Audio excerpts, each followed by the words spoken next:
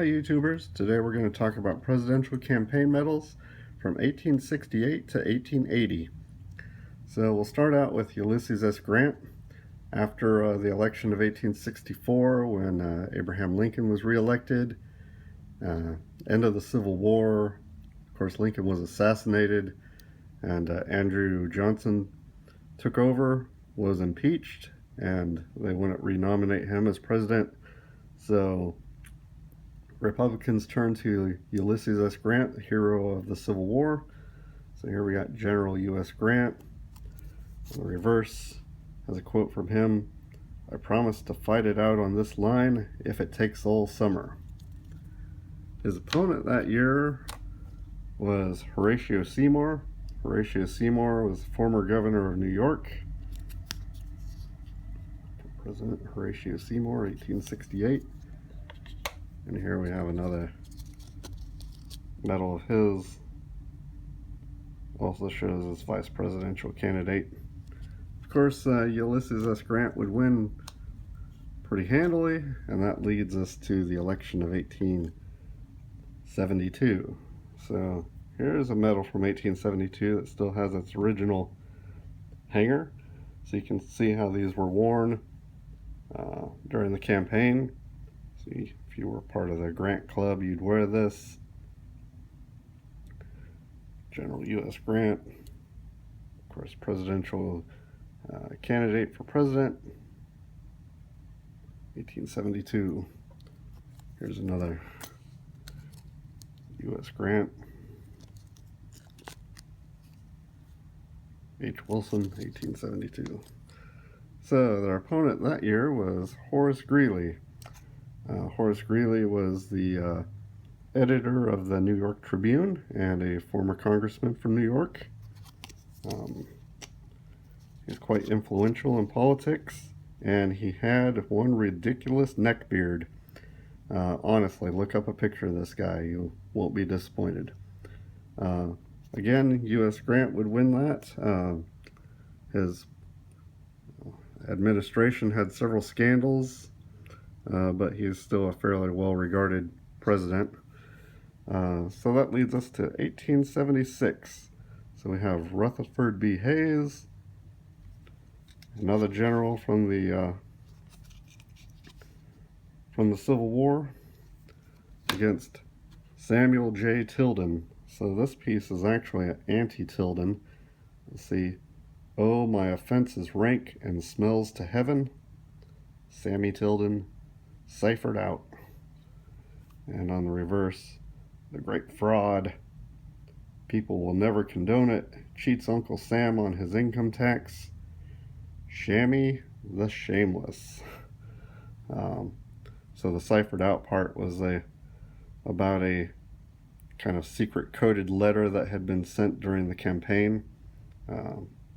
Whether any of that was true or not is up for debate even today. But Rutherford B. Hayes and Samuel Tilden fought it out in the election of 1876.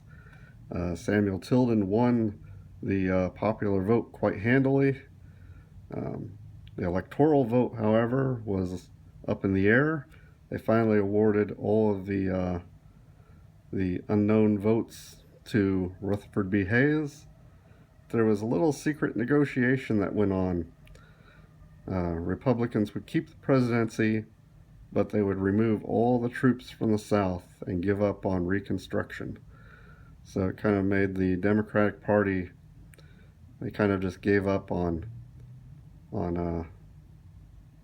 reconstructing the South, on the civil rights for African Americans. Probably would have happened either way, but it's one of those pieces of history now. So we get up to the election of 1880, where we see James A. Garfield. Garfield was a compromise candidate at this time. He's another Civil War general. Here we have a token with him and Chester Alan Arthur as vice president candidate. They would run against Winfield Hancock. So Winfield Scott Hancock was named for a another presidential nominee, Winfield Scott. And Hancock was also a general in the Civil War, so we see general versus general. Of course, this campaign was also very, very close, like about 1,200 votes or something separated the two, and that's popular votes. James Garfield would win the Electoral College, though, pretty handily, and win the election. So James Garfield, I mean, today we mostly know him for being assassinated, and that fat orange cartoon cat is named after him. On the back of this one you'll see Canal Boy, 1845, President, 1881. So he was born into poverty. His father died when he was a year old, I believe. His widowed mother raised him and 4 other children. You know, he was teased a lot and took to reading, and of